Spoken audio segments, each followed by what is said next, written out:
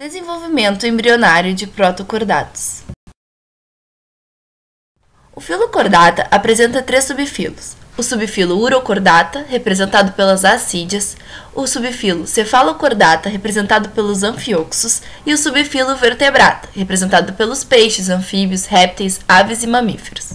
Os urocordados e os anfioxos são chamados de protocordados, devido à sua simplicidade corporal quando comparado com os outros cordados. Nos protocordados, o gameta feminino é liberado no estágio de ócito secundário. O ovo é oligolécito, ou seja, possui pouco vitelo e tem simetria radial. Porém, depois de fecundado, há um rearranjo citoplasmático e ele passa a ter simetria bilateral. O ovo possui 2 regiões principais. O polo animal, que é transparente, porém aqui representado pela coloração rosa claro, é o responsável pela formação do ectodermo.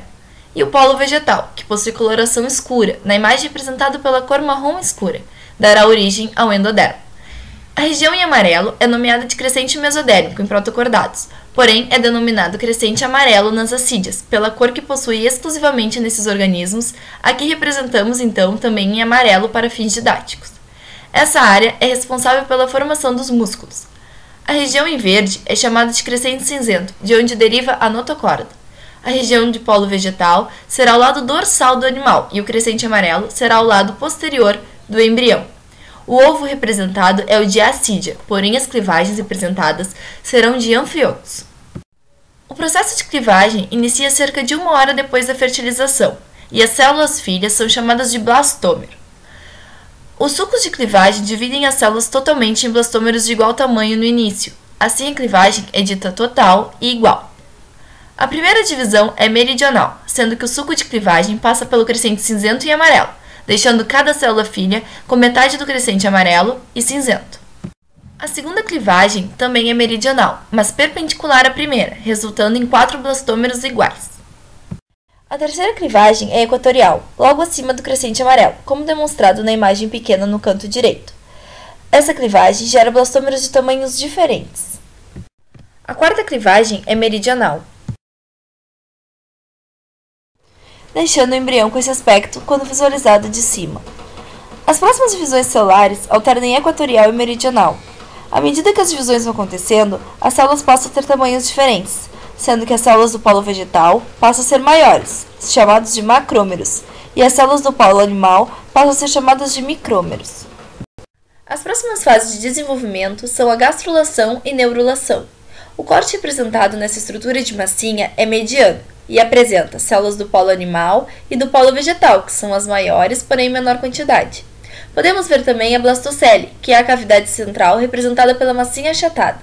Nessa fase, o embrião recebe o nome de blasto. A seguir, a região com células do polo vegetal se achatam e sofrem invaginação, causando o desaparecimento da blastocele, dando origem a uma estrutura em forma de cálice. Aqui já vemos, então, o formato de cálice, e conseguimos observar a existência de uma parede dupla. Por causa da invaginação, a nova cavidade recebe o nome de arquêntero. Na região do lado direito, temos uma abertura chamada de blastóporo, e suas bordas recebem o nome de lábios do blastóporo. Após a invaginação, as células do lábio dorsal sofrem involução, ou seja, declinam para dentro da cavidade, enquanto as células do lábio ventral se alongam por extensão convergente.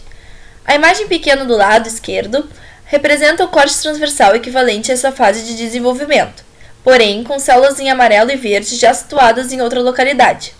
Aqui podemos observar que o revestimento externo do embrião é formado somente por células do polo animal e o interno somente por células do polo vegetal.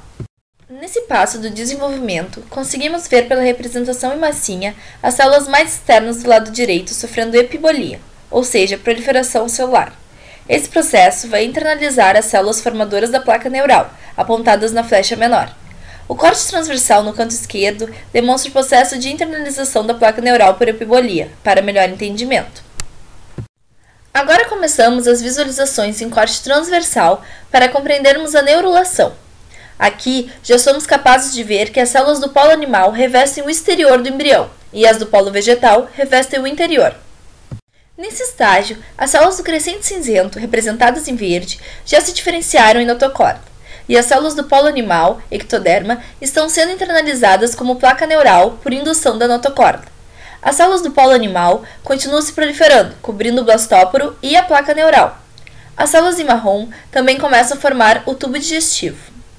Aqui podemos observar o fechamento da placa neural em tubo neural. As células do polo animal originarão o ectoderma, e este, por sua vez, dará origem à epiderme. O polo vegetal dá origem ao arquêntero, que dará origem ao endoderma, que futuramente vai ser o epitélio do tubo digestivo.